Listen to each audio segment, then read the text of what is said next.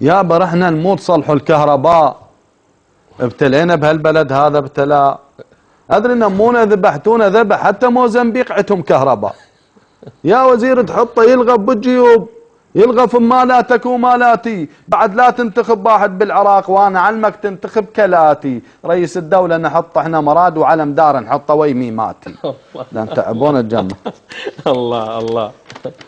المشكلة برمضان هذا اللي يجي بآب. الله. المشكلة برمضان هذا اللي يجي بآب. الجرح صار حشيك. يعني راسك بالحرارة ينفطر، الساعة ب3:15 عندنا السحور، والفطور يصير ب7 وكسر، وانت صايم ماي ماكو كهرباء.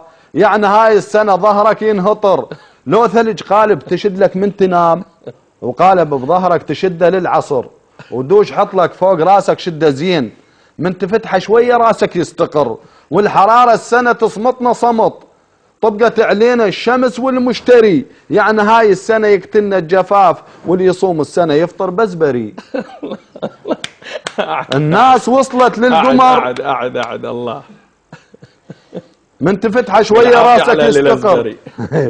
والحرارة السنة تصمتنا صمت، طبقت علينا الشمس والمشتري. يعني هاي السنة يقتلنا الجفاف، واللي يصوم السنة يفطر بزبري.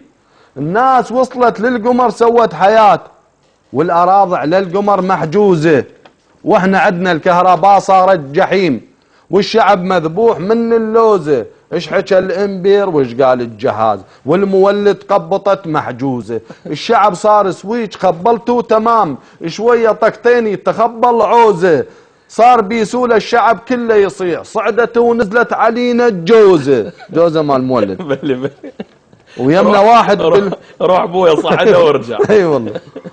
هذا احنا مالتنا كل ساعة تنزل، كل ساعة. ذاك اليوم هديت علي، لقيت مخلي ماسح بيها، قال عم مخلي ماسح شو اسوي؟ مو تنزل تلزم الماسح، كل ساعة انت عارك وياه.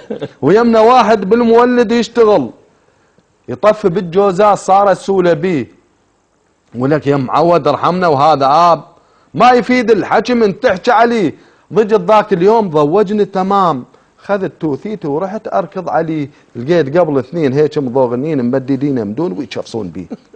ببيتنا كلش ضعيفه الكهرباء، 130 فولتيه وكسر.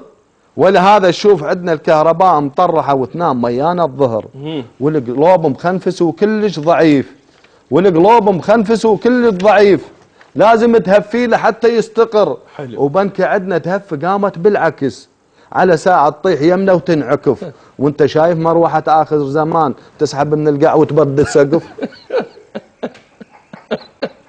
يساعد الله. عاد استاذ علي المصور يقول طبعا لازم تهفيه لحتى يستقر. وبنكة عندنا تهف قامت بالعكس، على ساعة تطيح يمنا وتنعكف، وانت شايف مروحة آخر زمان تسحب من القاع وتبرد السقف. ساعد الله البصرة في هذا المناخ. اي والله. وصلت 60 ونصلخه وصلخ، مايهم مالح وماكو كهرباء، والرطوبة وصلت 100 وتطخ. هناك بالبصرة الظهر تشتعل نار، راسك يورم وعينك تنتفخ، وتسلم عليه ما يرد السلام، يقوم بس يعاين وينفخ نفخ. الشمس عتهم بالظهر تحضن القاع، والحرارة براسهم تنشخ نشخ. ولهذا شوف واحدهم يفور حط له تمن فوق راسه ينطبخ.